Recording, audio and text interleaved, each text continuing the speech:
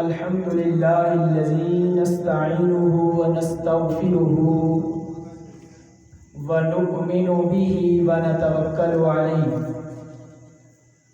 ونعوذ بالله من شرور أنفسنا ومن سيئات أعمالنا من يهده الله فلا مضل له ومن يضلل فلا هادي له ونشهد أن لا إله إلا الله وحده لا شريك له ونشهد أن سيدنا ومولانا محمدا عبده ورسوله قال الله تبارك وتعالى في القرآن المجيد يا أيها الناس قد جاءكم برهان من ربكم صدق الله مولانا العظيم وصدق رسوله النبي الكريم إن الله وملائكته يصلون على النبي يا أيها الذين آمنوا صلوا عليه وسلموا تسليما اللهم صل على سيدنا ومولانا محمد وعلى آله وصحبه وبارك وسلم.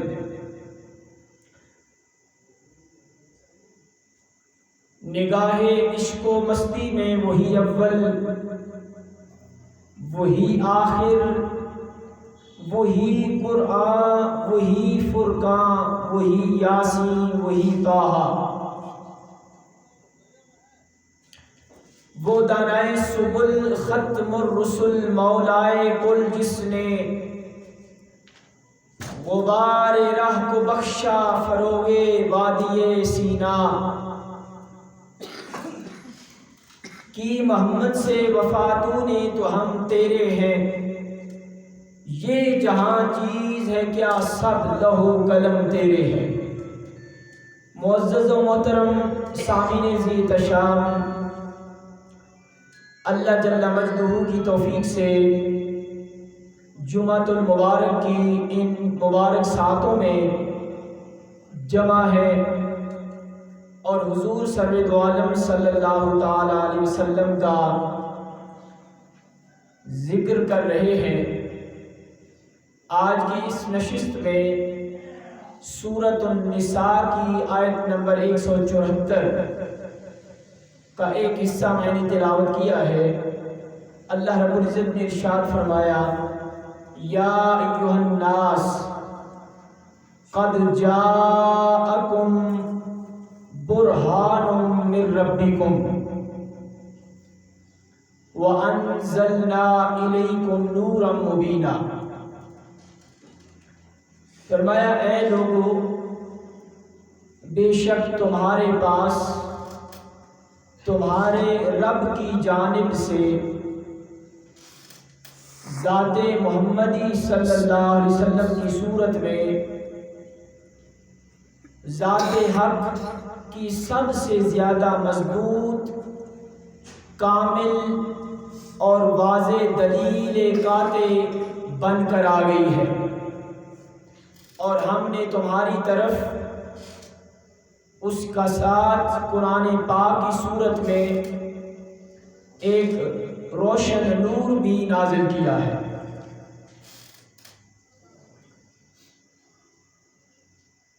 چونکہ اللہ رب العزت کی ذات قادر مطلق ہے، وحدہ لا شریک ہے، وہ معبود حق ہے، وہ خالق ہے، مالک ہے، وہ پوری کائنات ارض و سما کا بنانے والا ہے، اور اس کی ذات بھی اعلیٰ ہے. وہ خود فرماتا ہے فَأَيْنَمَا تُوَلُّوا فَثَمَّ وَجْهُ اللَّهِ، کہ تم جہاں کہیں بھی دیکھو گے، جدھر بھی رخ کرو گے، میرا ہی چہرہ نظر آئے گا. تم دنیا میں مشرق کی طرف دیکھو گے یا مغرب کی طرف، شمال کی طرف نظر دوڑاؤ گے یا جنوب کی طرف، ہر طرف میرا ہی چہرہ ہے۔ فثم وجہ اللہ، میں ہر جگہ پہ رہتا ہوں، اور پھر میں شاہ رگ سے بھی زیادہ قریب ہوں۔ مولا تو اگر ہر جگہ پہ رہتا ہے، ہر جگہ پہ بستا ہے، تو نظر کیوں نہیں آتا؟ حالانکہ خود فرماتا ہے کہ جدھر بھی نظر دوڑاؤ میں موجود ہوں۔ مولا تو موجود ہے مگر نظر نہیں آتا، اس کی کیا وجہ ہے؟ فرمایا کہ میں قادر مطلق ہوں، میں جسم سے پاک ہوں، اعضاء سے پاک ہوں، لیکن میں ہر مومن کے دل میں رہتا ہوں۔ جس نے اپنے آپ کو پہچان لیا، من عرف نفسہ فقد عرف ربہ، جس نے اپنے آپ کو پہچان لیا اس نے اپنے رب کو پہچان لیا۔ تو میں انسان کے اندر رہتا ہوں، اگر انسان اپنے اندر جھانک کر دیکھے تو اسے میری صفات نظر آئیں گی، میری ممتا نظر آئے گی، میرا رحم و کرم نظر آئے گا، میری مہربانی نظر آئے گی، میرا نور نظر آئے گا، میری شفقت نظر آئے گی۔ الغرض انسان کے اندر میں نے ساری صفات جمع کر کے انسان کے اندر رکھ دی ہے، اور ساتھ یہ فرمایا لَقَدْ خَلَقْنَا الْإِنسَانَ فِي أَحْسَنِ تَقْوِيمٍ، کہ بے شک ہم نے انسان کو بہت ہی خوبصورت انداز کے ساتھ تخلیق کیا ہے، بہت ہی احسن صورت میں پیدا کیا ہے۔ گویا کہ انسان کی جو صورت ہے، جو اس کی خلقت ہے اور اس کی جو خلقت ہے، خلقت اور خلقت دو الگ الگ چیزیں ہیں، وہ سب سے حسین و جمیل ہے۔ وہ اس لیے کہ میں نے اپنی صفات کا ظہور جب کیا تو وہ صفات انسان کے اندر رکھ دی۔ پھر عرض گزار ہوئے مولا، وہ صفات اگر ہم دنیا میں، کائنات میں، اس ارض و سما میں بکھری ہوئی دیکھنا چاہیں تو فرمایا کہ وہ میں نے کائنات میں اپنی صفات بکھیر دی ہے۔ اس خوبصورت کائنات میں باغات کی شکل میں، لہلاتے کھیتوں کی شکل میں، پہاڑوں کی صورت میں اور سمندر کی صورت میں، دریاؤں، آبشاروں، چشموں کی شکل میں، الغرض پوری کائنات کا اگر تم مشاہدہ کرو، کسی نہ کسی شے کو دیکھو تو ہر شے میں میرا جلوہ نظر آئے گا۔ آپ دیکھتے ہیں کائنات کی ہر شے کو اگر بغور باریکی سے دیکھتے چلے جائیں، چھوٹی سے چھوٹی چیز کو لے کر بڑی سے بڑی شے تک، جس شے کا بھی مشاہدہ کریں اس میں اللہ کی قدرت نظر آئے گی۔ آپ چیونٹی کو دیکھیں، ایک باریک سا حشرات الارض ہے، لیکن اس میں کتنی خوبیاں اللہ نے رکھی۔ وہ اناج اکٹھا کر کے پورے سال کا جمع کر کے رکھتی ہے اور پھر اس کو استعمال کرتی ہے۔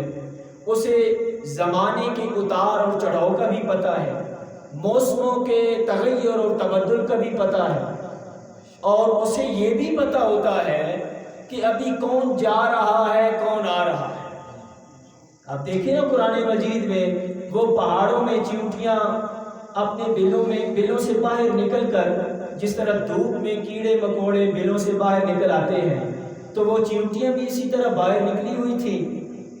اور ادھر حضرت سلیمان علیہ السلام کا تخت آسمان پہ پرواز کر رہا تھا، کئی میل دور تخت تھا، لیکن وہ ذرا سی چیونٹی اس نے اس تخت کو دیکھ بھی لیا اور پہچان بھی لیا۔ اس نے اپنی چیونٹیوں سے کہا کہ اے چیونٹیوں تم اپنے اپنے بلوں میں گھس جاؤ۔ اب اسے معلوم تھا، انہوں نے پوچھا کیوں؟ اس نے کہا کہ سلیمان علیہ السلام کا تخت آ رہا ہے، وہ تمہیں کہیں روند نہ دے۔ اتنا شعور تھا چیونٹی کو، تو یہ قدرت کی نشانی ہے۔ وہ باتیں آپس میں کر رہی تھی، ادھر سلیمان علیہ السلام تخت میں بیٹھے سفر کر رہے تھے، تو وہ چیونٹی کی وہ آواز سلیمان علیہ السلام نے ہزاروں میل دور تخت پر بیٹھ کر سن لی، آواز کو سن لیا۔ یہ بھی نشانی ہے، اسے معجزہ کہتے ہیں، لیکن یہ بھی قدرت کی نشانی ہوتی ہے۔ معجزہ ہوتا ہی نشانی ہے۔ تو میں نشانیوں کی بات آپ کو سنا رہا تھا، تو وہ سن بھی لی آواز اس نبی نے۔ گویا کہ انسان کی سماعت اور نبی کی سماعت میں زمین و آسمان کا فرق ہوتا ہے۔ ہم ایک حد تک سن سکتے ہیں، یہ مائک ہے، ساؤنڈ ہے، اس کی آواز کسی حد تک جائے گی، اس سے آگے ہم سن نہیں سکتے۔ تو نبی کی قوت سماعت پر قربان ہو جائیں، بغیر ساؤنڈ کے، بغیر کسی آلہ کے، ہزاروں میل دور اس چیونٹی کی آواز، جس کو آج تک سائنس کتنی ترقی کر چکی ہے، مگر چیونٹی کی آواز نہیں سنا سکی سائنس، کہ چیونٹی کی بھی آواز ہوتی ہے۔ قربان جائے سلیمان علیہ السلام پر کہ انہوں نے آواز کو سنا بھی اور سمجھا بھی۔ ایک ہوتا ہے سننا، سن کر سمجھ بھی گئے کہ چیونٹی کیا باتیں کر رہی ہے۔ وہ بات یہ کر رہی تھی کہ اپنے اپنے بلوں میں گھس جاؤ۔ جب یہ بات سنی سلیمان علیہ السلام نے تو تبسم فرمایا۔ اس کو قرآن مجید نے قلم بند کیا اور محفوظ کر لیا وہ جملہ فَتَبَسَّمَ ضَاحِكًا مِّن قَوْلِهَا۔ قرآن کہتا ہے کہ سلیمان علیہ السلام نے وہ جملہ، وہ باتیں سن کر تبسم فرمایا۔ تبسم اس لیے فرمایا کہ دیکھیں ہے تو ذرا سا کیڑا مکوڑا، مگر اسے نبی کی نبوت کا جو عروج ہے، جو نبی کی نبوت کا اعلیٰ امتیازی شان ہے، اسے کیڑے مکوڑے کو بھی معلوم ہے۔ تو اگر آج کا انسان، آج کا امتی، اسے اپنے نبی کی فضائل، کمالات، نبی کے حسن و جمال وہ اگر معلوم نہ ہو، تو میں سمجھتا ہوں کہ اس کیڑے مکوڑے سے بھی وہ کیا گزرا ہے۔ یا اگر کوئی انسان یہ کہے کہ نہیں یہ بھی معلوم نہ تھا، یہ بھی معلوم نہ تھا، اس شے کا بھی علم نہ تھا، یہ بھی علم نہ تھا، تو وہ اس گئے گزرے کیڑے مکوڑے سے بھی کیا گزر جاتا ہے کہ وہ تو سلیمان کی اس شان کا اقرار کر رہی تھی۔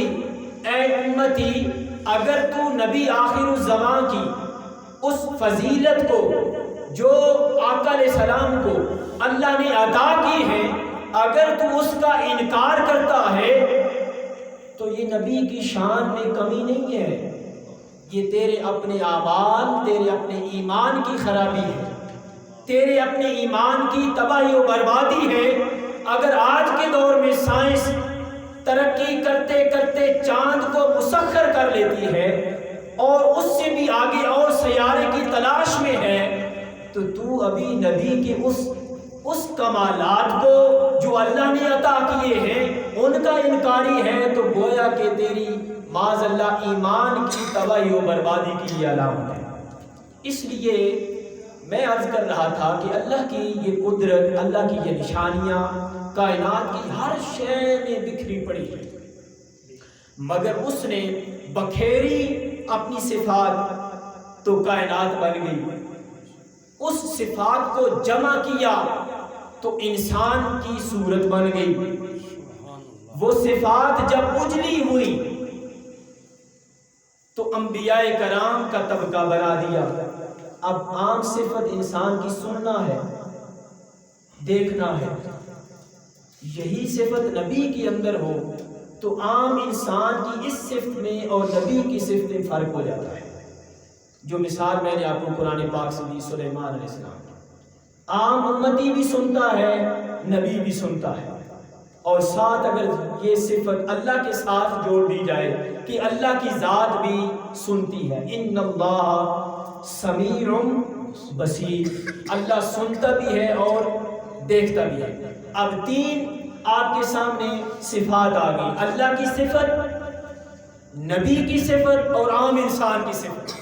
ان تینوں صفات میں زمین و آسمان کا فرق ہے۔ اللہ کی جو صفت ہے سننا اور دیکھنا، اس کی شان کے لائق ہے، وہ ہر شے کو دیکھتا ہے، ہر شے کو سنتا ہے۔ انسان ہر شے کو دیکھ نہیں سکتا، نہ ہی سن سکتا ہے۔ میں نے جیسے کہ عرض کیا ایک خاص مقدار ہے یا حد ہے، اس سے آگے انسان سننے کی قوت نہیں رکھتا، دیکھنے کی قوت نہیں رکھتا۔ لیکن نبی کی ذات کو دیکھیں، وہ ہزاروں میل دور چیونٹی کی آواز کو سن بھی لیتا ہے اور سمجھ بھی لیتا ہے اور سونگ بھی لیتا ہے۔ آئیے یوسف علیہ السلام نے جب قمیض بھیجی تھی مصر سے، کہ انہیں جب پتہ چلا کہ میرے والد گرامی میری محبت میں رو رو کر ان کی بینائی چلی گئی ہے، تو کہنا تو یہ چاہیے تھا کہ انہیں کسی طبیب کے پاس لے جا کر علاج کرواؤ، لیکن آپ نے اپنا مسح شدہ قمیض بھائیوں کے ہاتھوں اپنے والد گرامی کی طرف بھیجا اور کہا کہ یہ قمیض لے جا کر میری والد کی آنکھوں پہ رکھنا اور جو بینائی ہے دوبارہ لوٹ آئے۔ اب وہ اختیار کے مالک تھے، اتنا پتہ تھا کہ قمیض رکھنے کی دیر ہوگی، بینائی لوٹ آئے گی۔ تو ادھر یہ مقام ہے، ادھر قمیض جب ابھی پہنچی نہیں ہے، ابھی راستے میں ہے، تو یعقوب علیہ السلام نے کہا کہ مجھے یوسف کی خوشبو آ رہی ہے۔ یہ سونگنے کی حس، وہ طاقت، وہ صفت جو عام انسان کے اندر تھی، نبی کے اندر اور بڑھ گئی۔ ابھی یوسف علیہ السلام نہیں آ رہے بلکہ ان کی قمیض آ رہی ہے، لیکن ادھر یہ فرما رہے ہیں کہ مجھے یوسف کی خوشبو آ رہی ہے۔ اب قمیض کا عالم یہ ہے کہ قمیض پہنچی، قمیض جب آنکھوں پر رکھی گئی، فَأَلْقُوا عَلَى وَجْهِ أَبِي يَأْتِ بَصِيرًا، جب قمیض آنکھوں پر رکھنے کی دیر تھی، گئی ہوئی بینائی دوبارہ واپس پر آئی۔ سبحان اللہ، سبحان اللہ۔ یہ معجزات ہیں، یہ نشانیاں ہیں قدرت کی۔ تو میں عرض کر رہا تھا، نشانی اور صفات اور اللہ کے کمالات اور اللہ کی نشانیاں بکھری کائنات بن گئی، سمٹی انسان بنا، اور وہ اجلی ہوئی تو نبی کی ذات بنی، اور اسی نبی کی ذات کو مزید نکھارا۔ اب اس سے اگلا نکتہ، نبی کی ذات اقدس میں وہ جو صفات تھی، سننے کی، سمجھنے کی اور سونگنے کی اور دیکھنے کی، اب اس کو اور عروج عطا کیا اور کمال عطا کیا۔ سننے کی صفت سلیمان علیہ السلام کے اندر رکھی، ہزاروں میل دور سن رہے ہیں، وہی صفت اپنے محبوب کے اندر بھی رکھی۔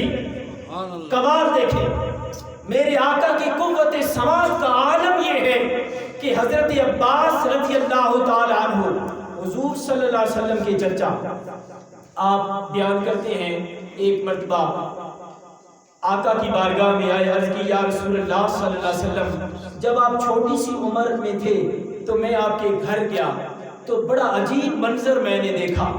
یا رسول اللہ صلی اللہ علیہ وسلم، آپ پنگھوڑے میں تھے اور چاند 14ویں کا آسمان پہ چمک رہا تھا، پنگھوڑا ہل رہا تھا جھولا، اور چاند کبھی دائیں ہوتا کبھی بائیں ہوتا۔ یا رسول اللہ، میری ایک نظر چاند پر، ایک نظر آپ کے چہرے انور پر پڑتی، کیا خوب منظر تھا، چاند کبھی دائیں ہوتا کبھی بائیں ہوتا۔ میں حیران رہ گیا، میں نے پنگھوڑے کی طرف دیکھا تو آپ کی انگلی کا اشارہ جدھر ہوتا تھا چاند ادھر ہو جاتا تھا۔ یہ بیان کر کے رک گئے۔ میرے آقا نے فرمایا کہ اے چچا عباس، اس سے بھی عجیب تر بات اور میں بیان نہ کروں؟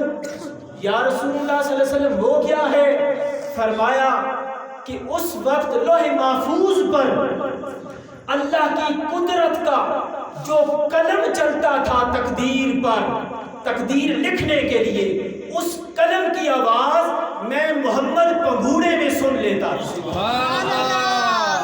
یہ سماعت کا عالم ہے۔ وہ سلیمان علیہ السلام کی قوت سماعت تھی، یہ میرے آقا کی قوت سماعت ہے۔ اب فرق آ گیا نا، حضور صلی اللہ علیہ وسلم کی جو صفات اللہ نے اپنے محبوب کو عطا کی، ان کو عروج عطا کیا، کمال عطا کیا، اور ایسا عروج عطا کیا جو کسی نبی کو عطا نہیں کیا۔ قرآن مجید سورہ نساء آیت نمبر 174 میں فرمایا، یا ایھا الناس قد جاءکم برہان من ربکم، اے لوگوں بے شک تمہارے پاس اپنے رب کی طرف سے ایک برہان آ گئی۔ مولا برہان کیا شے ہے؟ برہان کا کیا معنی ہے؟ کیا مطلب ہے؟ فرمایا کہ اسی کا معنی تو قرآن میں درج ہے کہ جب سورہ بقرہ کی آیت نمبر غالباً 31 یا کچھ آیت سورہ بقرہ کی ہے، جہاں پہ ذکر ہے وقالت الیہود لیست النصارى علی شیء، وقالت النصارى لیست الیہود علی شیء۔ یہ پورا مضمون یہود و نصارہ کے بارے میں آتا ہے۔ کیوں یہود نصارہ کو کہتے تھے کہ یہ جھوٹے ہیں ہم سچے ہیں، نصارہ یہود کو کہتے تھے کہ یہ جھوٹے ہیں ہم سچے ہیں۔ اس پر اللہ پاک نے فرمایا کہ اے محبوب انہیں کہہ دیں قل ہاتوا برہانکم، اگر یہ سچے ہیں تو پھر دلیل لے کر آئیں۔ قل ہاتوا برہانکم، یہ دلیل لے کر آئیں۔ کون سی دلیل مولا؟ اگر یہ سچے ہیں، ان کنتم صادقین، سورہ بقرہ کی 111 نمبر آیت ہے۔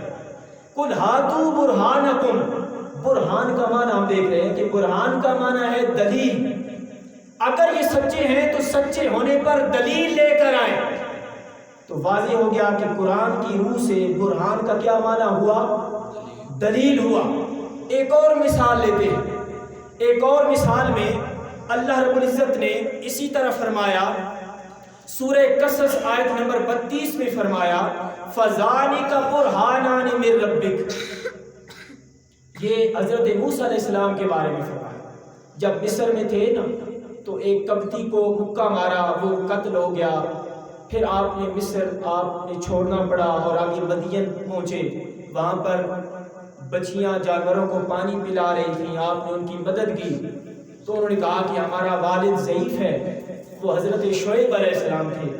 تو جب ان کے پاس گئے تو شعیب علیہ السلام نے کہا کہ اے موسیٰ اگر تم 8 یا 10 سال یہاں پہ خدمت کرو تو میں ایک بیٹی کا نکاح تیرے ساتھ کر دوں گا۔ آپ نے وہاں پہ خدمت کی، جب عرصہ مکمل ہوا تو دوبارہ جب اللہ نے حکم دیا کہ اے موسیٰ جاؤ فرعون کے پاس، وہ باغی ہو چکا ہے، اسے دعوت حق دو، دعوت تبلیغ دو۔ اس پر موسیٰ علیہ السلام نے عرض کی مولا میں فرعون کے پاس اگر جاؤں تو مجھے کوئی دلیل تو عطا کر، مجھے کوئی معجزہ تو دے تاکہ میں جا کر بتا سکوں کہ میں اللہ کا نبی ہوں۔ فرمایا کہ ہاں یہ عصا لے لو، چھڑی لے لو، ڈنڈا سوٹا لو اور یہ اپنے پاس رکھو، یہ دلیل کے طور پر کام آئے گا۔ یہ جب سانپ ہوں گے اس کو زمین پر رکھو گے نکل جائے گا، پتھر پہ مارو گے تو اس پتھر میں سے 12 چشمے نکل آئیں گے، پانی پھوٹ پڑے گا، یہ عصا کام دے گا۔ دوسری دلیل یہ ہے کہ موسیٰ جو دایاں ہاتھ ہے تمہارا وہ بغل میں رکھ کر باہر نکالو گے تو وہ چمکنے لگ جائے گا، وہ نور علی نور ہو جائے گا۔ یہ 2 معجزات عطا کیے۔ اس کو قرآن کہتا ہے فَذَلِكَ بُرْهَانَانِ مِن رَبِّكَ، اپنے رب کی طرف سے 2 برہانے موسیٰ علیہ السلام کو عطا۔ پتہ چلا 2 مثالوں سے کہ برہان کا معنی کیا ہوتا ہے جی؟ دلیل ہوتا ہے یا معجزہ ہوتا ہے۔ دلیل کا دوسرا معنی معجزہ بھی ہے۔ تو برہان کا معنی دلیل ہوا۔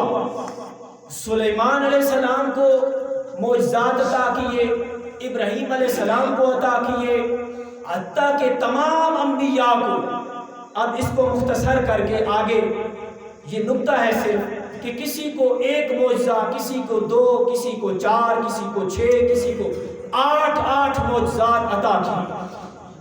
نبی اپنی نبوت کی صداقت کے لیے، امت کو دکھانے کے لیے کہ میں نبی ہوں۔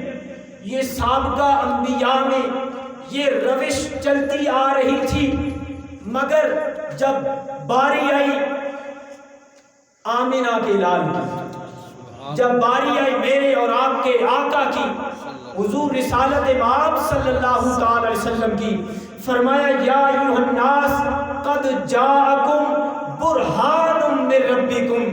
اے حبیب، میں آدم سے عیسیٰ تک تمام انبیاء کو معجزات عطا کرتا رہا، کسی کو 2 شانیں عطا کی، کسی کو 4، کسی کو 6، کسی کو 8 معجزات عطا کیے، دلیلیں عطا کی۔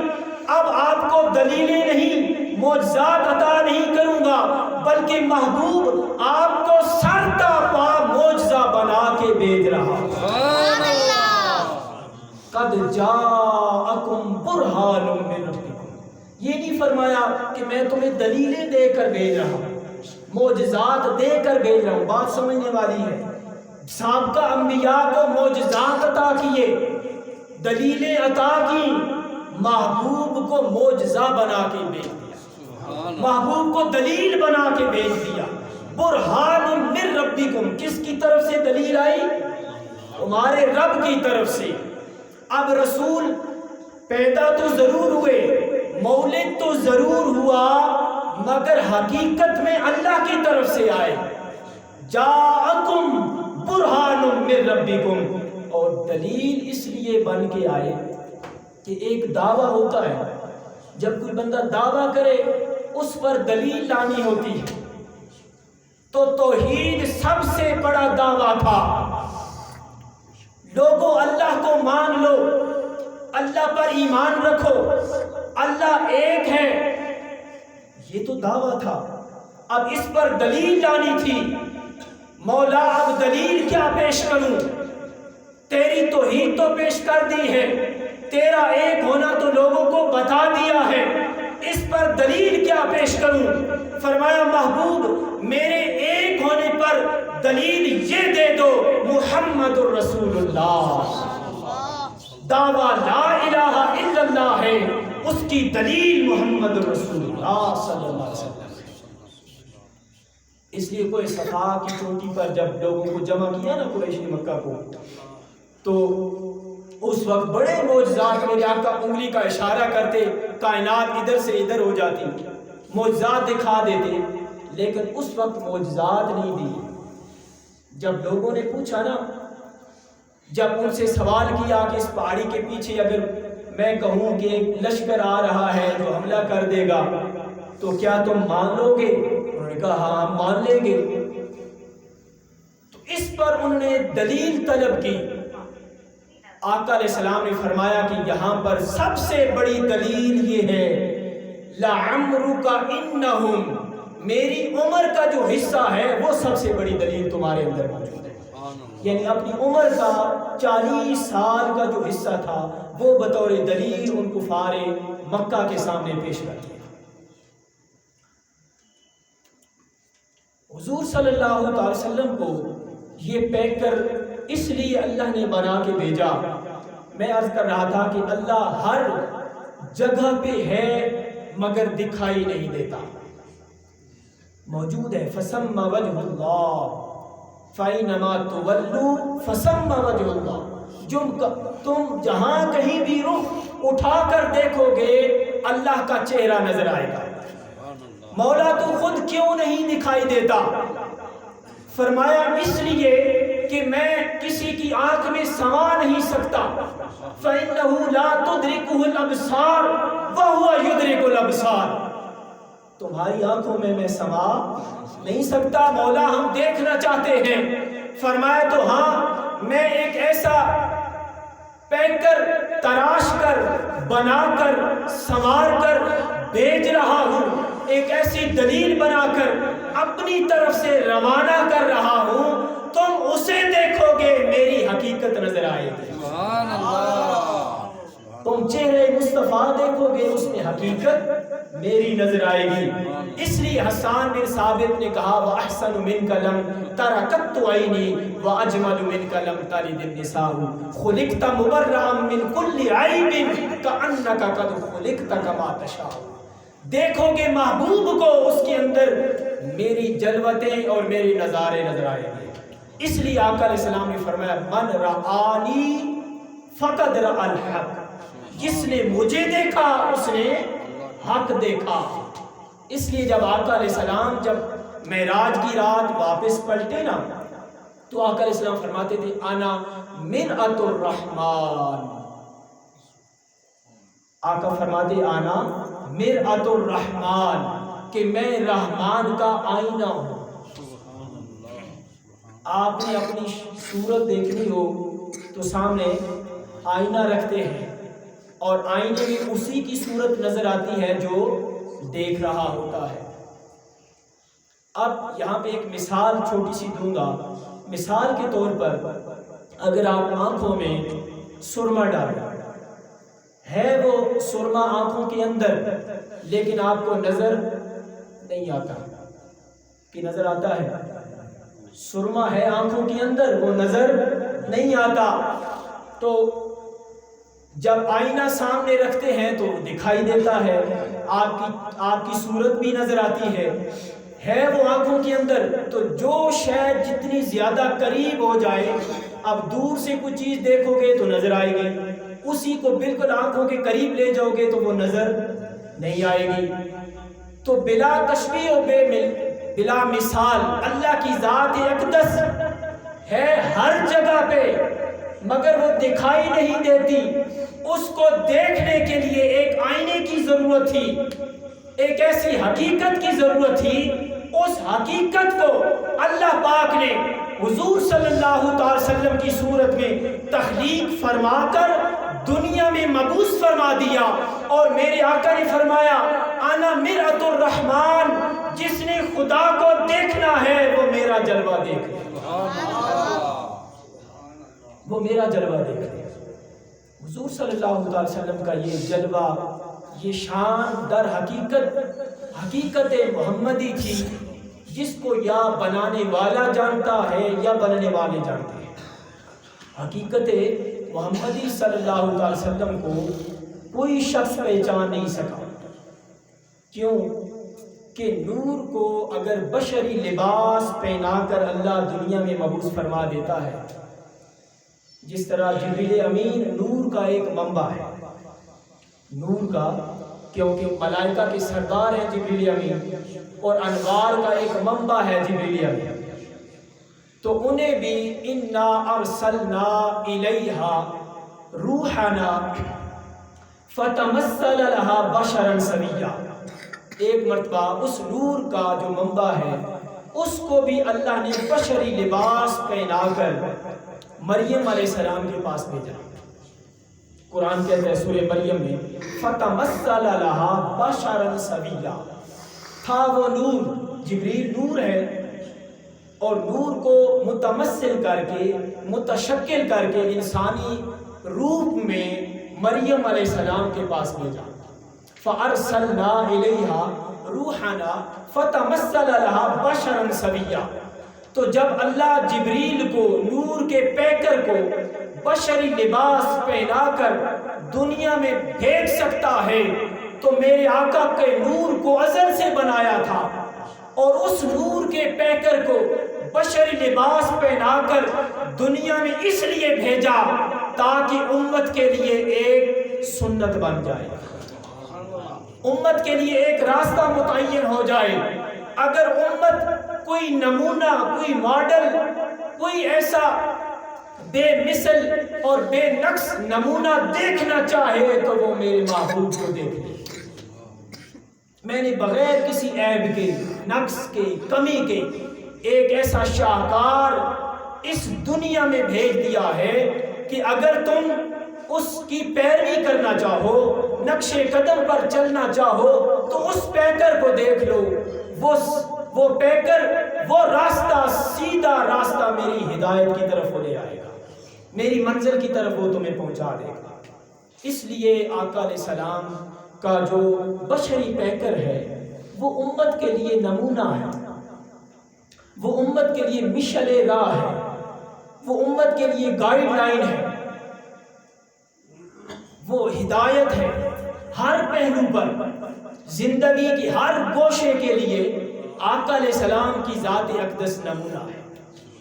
نمونہ کیا ہوتا ہے کہ ہم کوئی کام کریں، ہمارے سامنے کوئی ماڈل موجود ہو کہ ہم کیسے کام کریں، پتہ چلے، ہمیں سمجھائی دے، سلجھائی دے کہ ہاں وہ ایک ایسا نمونہ، ایک ایسی ذات، ایک ایسا پیکر موجود ہے، انہوں نے ایسے کام کیا تھا، ہم بھی ایسے کریں۔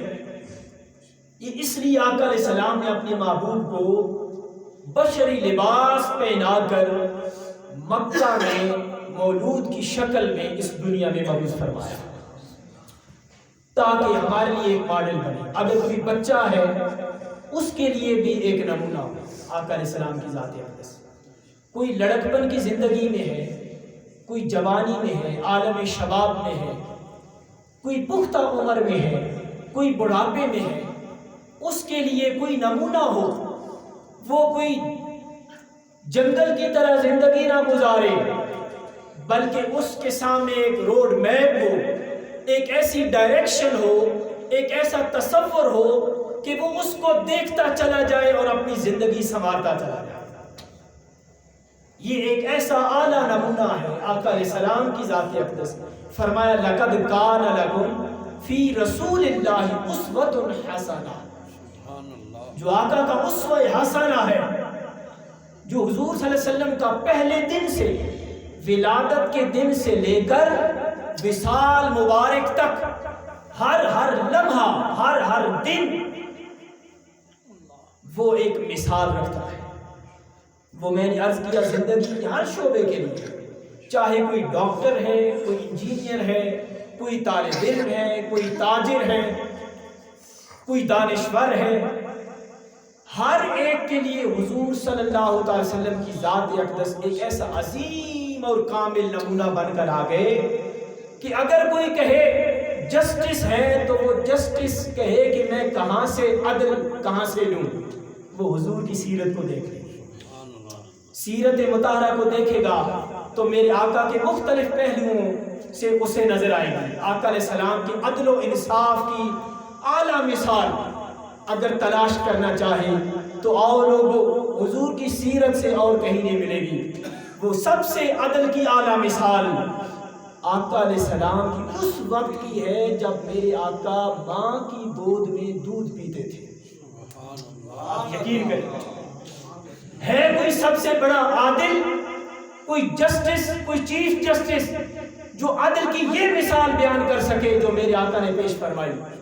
سیرت کی کتابوں میں آتا ہے کہ جب حضرت حلیمہ سعدیہ رضی اللہ تعالی عنہا آپ کو لے کر جب گھر پہنچی تو پہلے دن آپ نے دودھ پلانا چاہا حضور صلی اللہ علیہ وسلم کو۔ وہ پورا ایک واقعہ ہے، اس طرف نہیں، صرف ایک جملہ ہے۔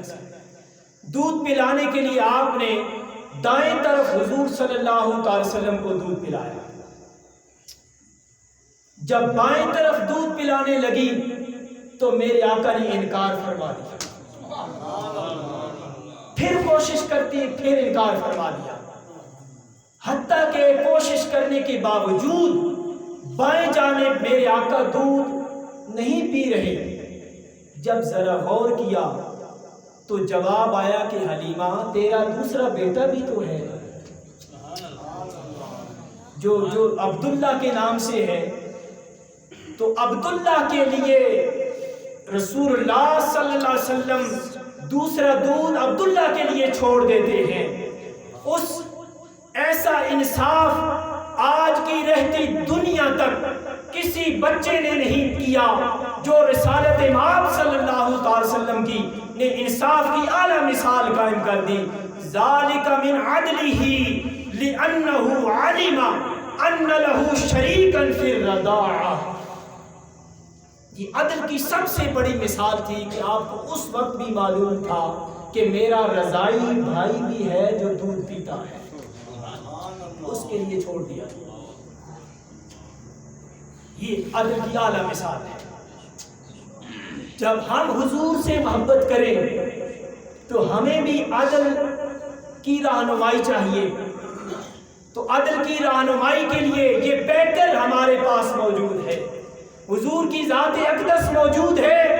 اگر عدل کرنا چاہتے ہو تو آؤ، سیرت مصطفیٰ تمہیں ہدایت اور رہنمائی عطا کرتی ہے کہ اگر کوئی ساتھ جڑواں بھائی ہے تو اس کے لیے بھی عدل کیا کرو. وہ تو رضائی بھائی کے لیے بھی عدل کر گئے، تم جڑواں بھائی خونی رشتوں کے ساتھ عدل و انصاف کیا کرو. یہ مثال میرے آقا قائم فرما گئی. کیا یہ مثالیں صرف کتابوں کے لیے رہ گئیں یا بیان کی حد تک رہ گئیں؟ لوگوں، اگر سیرت مصطفیٰ اگر ہم اپنی زندگی میں ڈھال لیں اور اس پر چلنا شروع کر دیں تو امت مسلمہ ایک بار پھر ترقی اور عروج کی منازل کو دوبارہ پھر سے بحال کر سکتی ہے. ہم نے حقیقت میں سیرت مصطفیٰ کو اوڑھنا بچھونا نہیں بنایا. اور کہاں وہ رضاعت کے دور میں عدل کرنا، اور کہاں مدینہ کی وہ مسجد نبوی میں مال غنیمت کا ڈھیر پڑا ہے. میرے آقا تقسیم فرما رہے ہیں مال غنیمت.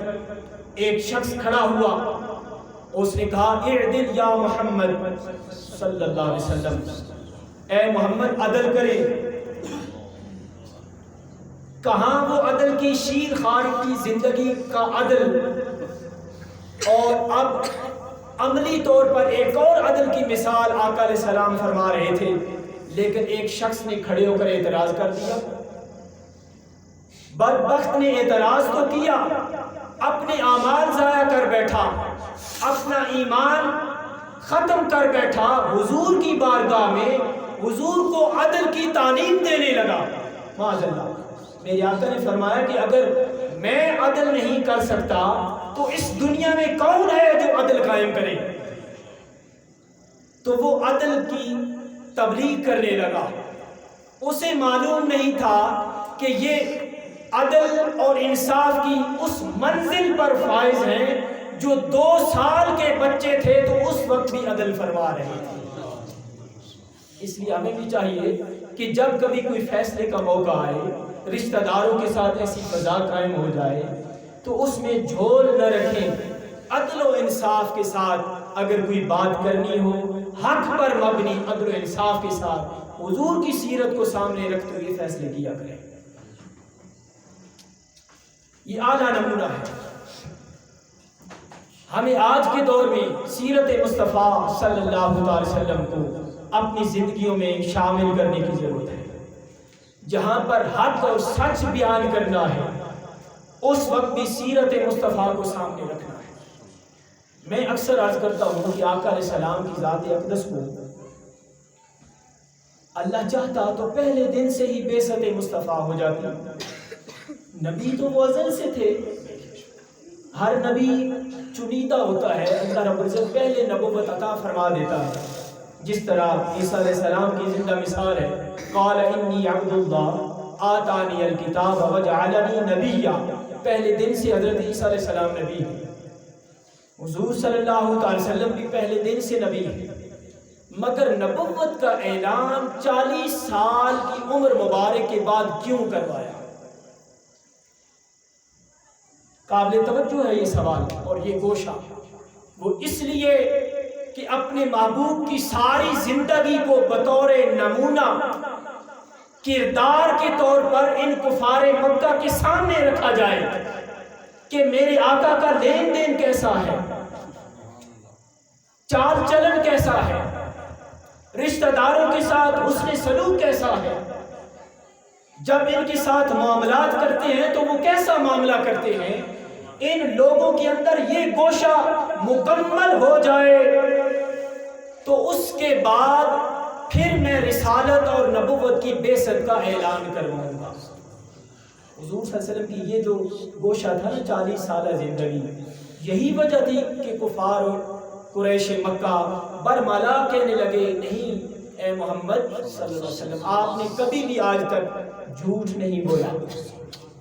جب بھی آپ نے بات کی ہے سچی بات کی ہے، یہ منوانا چاہتے تھے ان کی زبانوں سے، یہ چیز کردار سے پیدا ہوتی ہے، یہ نعروں سے پیدا نہیں ہوتی، یہ عمل سے اپنی زندگی میں عملاً اس کو شروع کرنا ہے۔ حضور کی سیرت کو عملی طور پہ ہم نے ڈھالنا ہے اپنے اندر۔ اگر سٹیجوں پر بیٹھ کر یہ دعوے کرتے رہیں اور پس پردہ عملی زندگی میں حضور کی سیرت سے دور کہیں زندگی بیت رہی ہو تو اس زندگی کا کچھ فائدہ نہیں ہے۔ زندگی کو عملی طور پہ گھر میں، نجی زندگی میں، معاشرے میں، دوستوں یاروں میں، رشتہ داروں میں وہ حضور صلی اللہ علیہ وسلم کی سنت کی جھلک نظر آنی چاہیے۔ تب بندہ کہتا ہے کہ ہاں یہ محبت کرنے والا ہے۔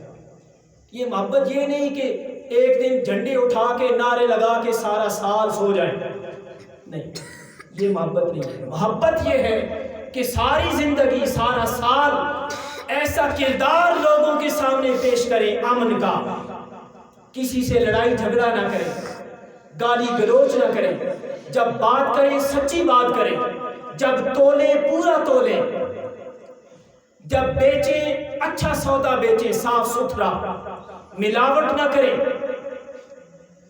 تب تو زندگی پاکیزہ ہے، حضور کے اصولوں کے مطابق ہے، حضور سے محبت کرنے والا ہے۔ لیکن جب عملی طور پہ اعمال جوں کہ توں رہیں اور سال میں ایک دن آئے اور ہم کہیں میری زندگی بھی قربان ہے، میرا سب کچھ قربان ہے، تو یہ قولی تو محبت ہو سکتی ہے، فعلی محبت نہیں ہو سکتی۔ اس لیے فعلاً محبت کی ضرورت ہے۔ ختم کر رہا ہوں اس گزارش کے ساتھ کہ چونکہ آپ کے علم میں ہے کہ ابھی موسم کی شدت ہے، ٹھنڈا موسم شروع ہو رہا ہے، تو ظاہری بات ہے گرم پانی کی ضرورت ہوتی ہے نمازیوں کے لیے۔ پچھلے جمعہ پر میں نے عرض کی تھی کہ آپ میں سے مخیر حضرات میں سے مجھے کچھ 9-10 بندے ایسے مل جائیں جو مل کر ایک سلنڈر کا ہم اہتمام کریں۔ ہمیں سلنڈر کی اشد ضرورت ہے، گیس کے سلنڈر کی، جس کی میرا خیال ہے 9-10 ہزار اس کی قیمت بنتی ہے۔ تو مخیر حضرات سے میری پرزور اپیل ہے، چاہیں تو ایک ساتھی، 2 ساتھی، 8-10 ساتھی مل کر اس مسجد کے لیے سلنڈر کا اہتمام کر دیں، اپنی پاک حلال روزی میں سے خود خرید کر دے دیں، یا عدنان بھائی ہیں، ادھر عامر بھائی ہیں، حاجی صاحب ہیں، ان سے رابطہ کر لیں تو یہ کار خیر ہے۔ لوگ وضو کریں گے، نمازی آپ کی اس روزی میں، رزق میں اللہ رب العزت برکتیں عطا فرمائے گا۔ تو ابھی اگر جمعے کے فوری بعد بھی دے دیں یا بھی اعلان کر دیں، اللہ سب کو جزائے خیر عطا فرمائے۔ دوسرا چندہ جو ہے وہ سنتوں کے بعد ابھی آپ جزاک یہ ادرام میں یہ سلنڈر کے لیے اور بھی کوئی اٹھیں جی لوگ، 1 منٹ لگے گا، جزاک اللہ، اپنی نیک پاک حلال کمائی میں سے سلنڈر کے لیے، تاکہ یہ جو مسجد میں پانی گرم کرتے ہیں، انسٹا گیزر پچھلے سال کسی نے دیا تھا، وہ موجود ہے ہمارے پاس، اس کے ساتھ سلنڈر کم تھا، جزاک اللہ جزاک اللہ۔ یہ کچھ اور مدد ہوئی ہے پہلے کسی نے اعلان نہیں کیا، پہلے کوئی نہیں ہے، بس کریں گے، اللہ رب العزت آپ سب کو جزائے خیر عطا فرمائے۔ اور مزید آگے چونکہ ٹھنڈ ہے، آپ کے علم میں لوگ زیادہ کچھ راولپنڈی منتقل ہو جاتے ہیں، کچھ دائیں بائیں، ظاہر ہے موسم کی شدت کی وجہ سے، تو یہاں پہ چندہ بھی اس میں بھی فرق پڑتا ہے۔ مسجد کے اخراجات ہوتے ہیں، ہر ماہ بجلی کا بل ہوتا ہے، دیگر مسجد کی ضروریات ہوتی ہیں، تو اس کے لیے بھی ہر جمعے کو بالخصوص کی بجٹ میں سے ضرور حصہ نکالا کریں۔ اللہ ہم سب کا حامی ناصر ہو۔ وآخر دعوانا الحمدللہ رب العالمین۔